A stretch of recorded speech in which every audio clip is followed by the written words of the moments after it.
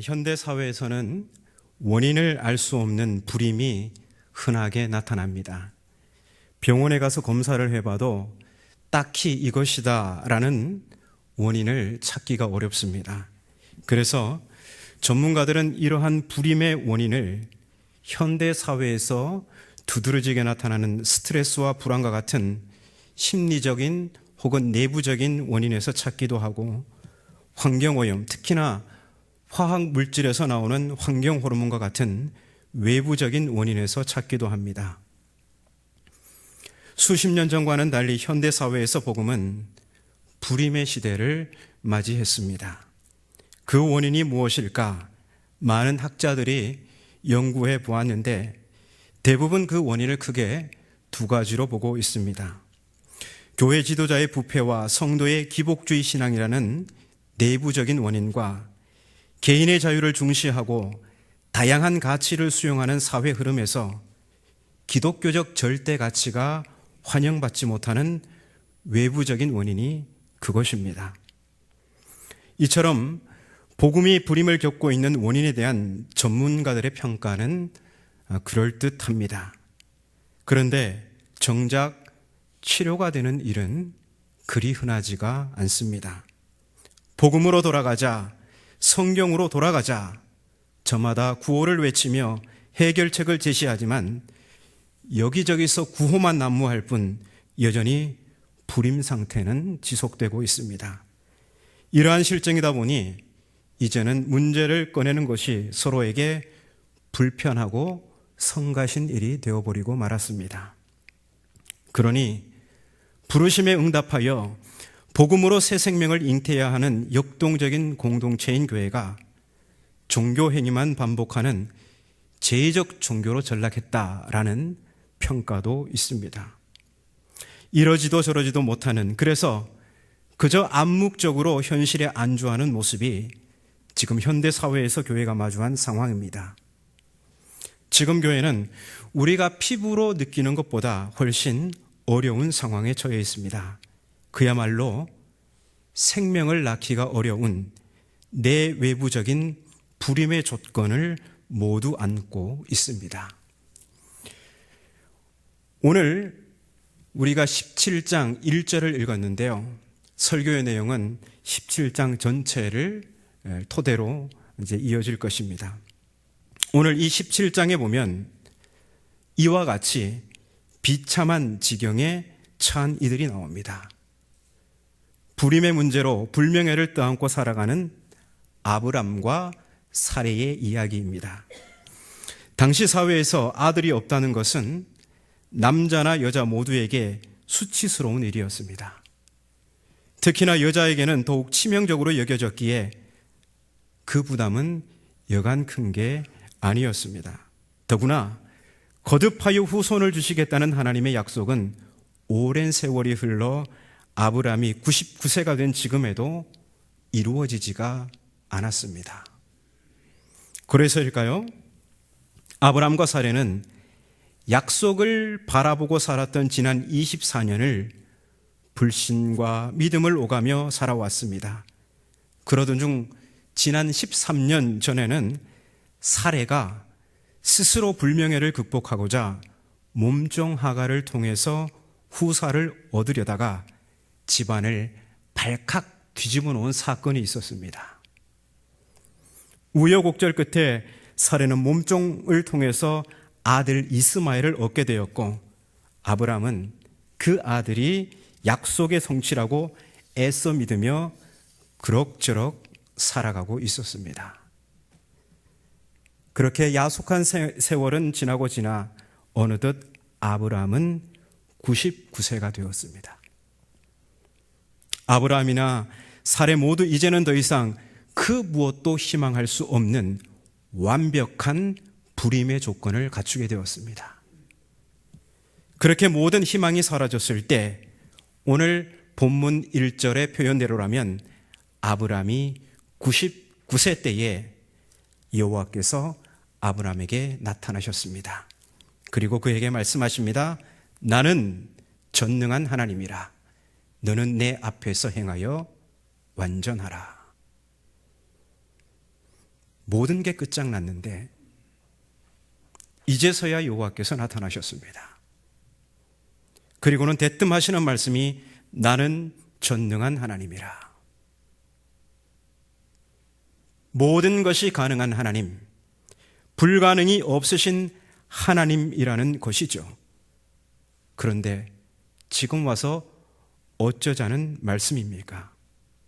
어디 그뿐입니까? 아브람과 사레의 이름을 거창한 이름으로 개명합니다. 아브람을 아브라함 열국의 아버지로, 사레를 사라 모든 민족의 어머니로 개명을 합니다. 게다가 할례 언약을 요구하시지를 않나. 또 내년 이맘때 곧 아브람이 100세가 되는 해에 사라가 아들을 낳을 거라는 말씀까지 하십니다. 그리고는 이처럼 전능하신 하나님 앞에서 완전한 삶을 살 것을 요구하십니다. 이 모든 말씀을 들은 후 아브라함의 반응이 어떻습니까? 17절을 보면요, 아브라함이 엎드려 웃습니다. 차마 말로 꺼내지는 못하고 마음속으로 웃으면서 자신과 사라의 완벽한 불임 조건을 이렇게 독백하고 있죠. 100세 된 사람이 어찌 자식을 낳을까? 사라는 90세니 어찌 출산하리요? 그리고 조심스럽게 그러나 서운한 마음을 한가득 담아 하나님께 아뢰입니다. 이스마엘이나 하나님 앞에 살기를 원하나이다.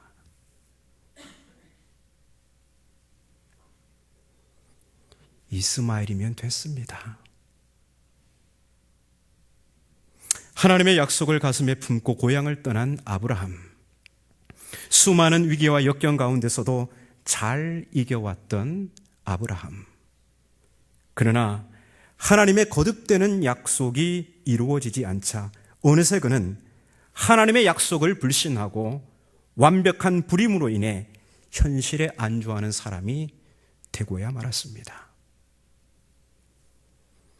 이스마엘이나 하나님 앞에 살기를 원하나이다. 저는 아브라함의 이 말이 오늘날 복음으로 생명을 낳지 못하는 교회들의 한숨 섞인 소리로 들립니다. 그런데 하나님께서는 불신하는 아브라함을 타이르시며 사라가 아들을 낳을 거라는 말씀과 함께 태어날 아이의 이름까지 알려주십니다. 그리고 바로 그 아이가 언약을 이어가기 위해 하나님께서 택하신 자임을 분명히 밝히십니다. 그리고는 아브라함을 떠나가십니다. 하나님께서는 이처럼 아무것도 희망할 수 없는 아브라함에게 전능한 하나님으로 자신을 계시하셨습니다. 자, 그렇다면 아브라함은 이제 어떻게 해야 할까요? 너는 내 앞에서 행하여 완전하라. 이게 하나님의 요구셨잖아요. 전능하신 하나님 앞에서 아브라함이 취해야 할 행동은 완전한 삶입니다. 완전한 삶이 무엇입니까? 그것은 인간적인 자구책을 강구하던 불신의 삶에서 벗어나 전능한 하나님을 나의 소망으로 삼고 그 하나님의 앞에서 일편단심의 믿음으로 사는 것입니다. 하나님이 전능하신데 그 앞에서 인간이 해야 할 게 무엇이 있겠습니까? 다만 하나님 앞에서 흔들림 없는 믿음으로 부르심에 응답하여 자신의 사명이 무엇인지 또렷이 깨닫고 그 사명을 다하며 사는 것입니다. 그런데 아브라함은 지금 불신의 늪에 빠졌습니다. 불신이 무엇입니까? 약속의 말씀보다 환경이 훨씬 더 크게 보이는 겁니다. 하나님보다 삶의 조건이 더 전능해 보이는 것입니다. 아브라함에게 있어서 그의 완벽한 불임 조건은 하나님의 능력보다 더 크고 전능해 보였습니다. 그래서 하나님께서 아들을 주신다고 하셨는데도 믿지 않았던 것이죠. 이스마엘이나 하나님 앞에 살기를 원하나이다. 우리는 불신하는 아브라함에게 하시는 하나님의 말씀 가운데 주의 깊게 보아야 할 말들이 있는데요. 그것은 나 하나님이라는 표현입니다. 1절을 보시면 나는 전능한 하나님이라 이렇게 말씀하죠. 2절에는 내가 내 언약을 나와 너 사이에 두어 너를 크게 번성하게 하리라. 그리고 5절 내가 너를 여러 민족의 아버지가 되게 함이니라. 6절 내가 너로 심히 번성하게 하리니. 7절 내가 내 언약을 나와 너 및 내 대대 후손 사이에 세워서 영원한 언약을 삼고. 8절 내가 너와 내 후손에게. 16절 내가 그에게 복을 주어 그가 내게 아들을 낳아주게 하며. 19절 내가 그와 내 언약을 세우리니. 하나님께서는 계속해서 내가 하겠다고 말씀하십니다. 하나님께서 친히 언약의 주체가 되시어 신실하게 그 언약의 내용, 후손을 번성하게 하겠다는 그 언약의 내용을 이루실 거라는 말씀이죠. 그래서 이 약속의 주체는 하나님이시고 책임 또한 하나님께 있습니다. 그래서 하나님께서는 아브라함의 한숨 섞인 불신의 소리에도 책망치 않으시고 내가 하겠다라는 말씀만 거듭 되풀이하십니다. 그리고는 흔들리지 말고 하나님 앞에서 완전한 삶을 살 것을 요구하십니다. 그리고는 그를 떠나 올라가셨습니다. 이제 홀로 남은 아브라함. 나는 전능한 하나님이라 너는 내 앞에서 행하여 완전하라 하신 이 하나님의 말씀에 어떻게 응답했을까요? 그는 불신의 한숨을 거두고 하나님 앞에서 완전한 삶, 즉 일편단심의 믿음으로 응답합니다. 로마서 4장 17절에는 전능한 하나님에 대한 아브라함의 이 믿음을 다음과 같이 묘사합니다. 그가 믿은 바 하나님은 죽은 자를 살리시고 없는 것을 있는 것으로 부르시는 이시니라. 그가 믿은 바 하나님은 죽은 자를 살리시고 없는 것을 있는 것으로 부르시는 이시니라. 그렇습니다. 아브라함의 믿음은 그와 그의 아내의 죽은 몸을 되살려 생명을 창조하시는 부활의 하나님에 대한 믿음이었습니다. 한마디로 아브라함의 믿음은 부활신앙입니다. 부활신앙은 골짜기의 마른 뼈와 같이 아무것도 희망할 수 없는 절망의 상황에서도 생명의 하나님을 바라보는 신앙입니다. 이제 부활의 하나님을 바라보는 아브라함의 첫 걸음은 할례에서 시작됩니다. 아브라함과 그에게 속한 모든 남자들이 성기를 구별하여 하나님께 드린 것은 하나님께서 후손을 번성케 하신다는 약속에 대한 믿음의 표현이었습니다. 이제 아브라함은 전능한 하나님, 곧 생명을 창조하시는 하나님의 능력을 불임의 치료제로 삼고 무력한 삶에서 벗어나 하나님 앞에서 일편단심의 믿음으로 살아갑니다. 이제 그의 입술에서 이스마엘이나 하나님 앞에 살기를 원하나이다 라는 불신의 한탄이 사라졌습니다. 복음의 불임을 맞이한 교회, 신자들의 수평이동은 있지만 새로운 생명을 낳지 못하고 있는 현실, 이러한 현상에는 여러 원인이 있겠지만 분명한 것은 그러한 원인들이 전능하신 하나님 앞에서는 타당하지가 않다는 것입니다. 하나님께서는 여전히 교회를 향해서 말씀하십니다. 내가 하겠다. 그러니 우리가 살아야 할 삶은 인간적인 자구책을 강구하던 불신의 삶에서 돌이켜 생명을 창조하시는 전능하신 하나님 앞에서 부활의 신앙으로 사는 것입니다. 여러분, 우리가 전능하신 하나님 앞에서 살아야 할 완전한 삶, 즉 일편단심의 믿음의 삶은 하나님의 전능하심을 불임의 치료제로 삼는 것입니다. 하나님의 전능하심이란 다름 아닌 생명을 창조하시는 하나님의 능력을 말하는 것입니다. 생식 능력이 전혀 없는 아브라함과 사라의 죽은 몸을 되살려 생명을 잉태하는 하나님의 능력, 곧 생명을 주시는 성령의 능력을 말하는 것입니다. 따라서 생명의 성령이 복음의 불임을 치료하는 치료제입니다. 성령은 동정녀의 몸에서 생명을 잉태케 하시는 하나님의 전능하심입니다.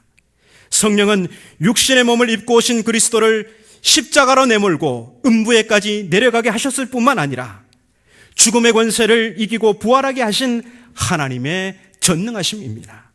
그리고 성령은 우리로 땅끝까지 복음의 증인이 되어 신자들이 전하는 복음의 씨앗을 불신자의 영혼의 자궁에 착상시키는 하나님의 전능하심입니다.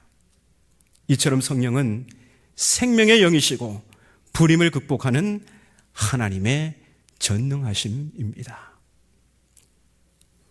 불신의 한숨을 그치고 생명을 창조하시는 하나님을 향한 부활의 믿음만이 성령의 능력을 받아서 복음의 불임을 치료할 수가 있습니다. 그런데 여러분, 우리에게 아무리 부활신앙이 있고 성령의 능력이 있을지라도 우리가 복음을 전하지 않으면 아무런 소용이 없습니다. 복음을 전해야겠죠. 그 복음을 전하는 그 현장에 부활의 하나님이, 생명의 성령의 역사가 있을 때 새로운 생명이 잉태되는 것입니다. 그래서 우리는 복음을 구체적으로 어떻게 전해야 하는가 생각하지 않을 수가 없습니다. 복음은 이야기로 전하는 것입니다. 아이들은 이야기를 좋아하죠. 잠자기 전 이야기 해준다고 하면 엄마밖에 모르는 딸들도 아빠 옆에 와서 눕습니다.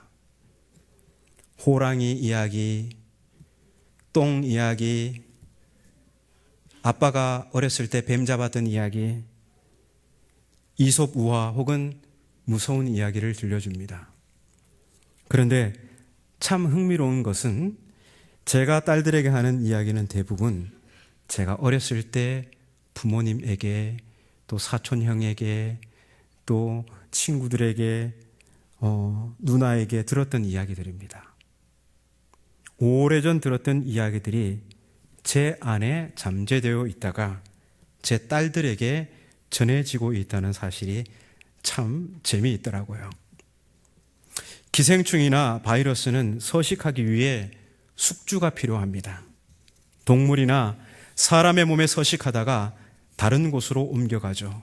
비슷하게 이야기는 사람을 숙주로 삼아 이 사람에게서 저 사람에게로 또 세대에서 세대를 뛰어넘어 전해집니다.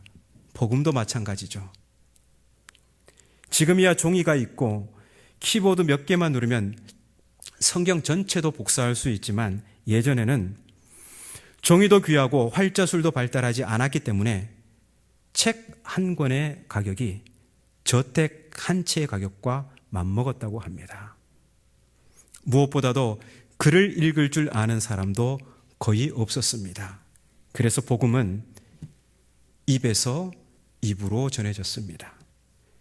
복음이 입에서 입으로 전해질 수 있었던 이유는 복음이 가지고 있는 독특한 이야기성 때문입니다.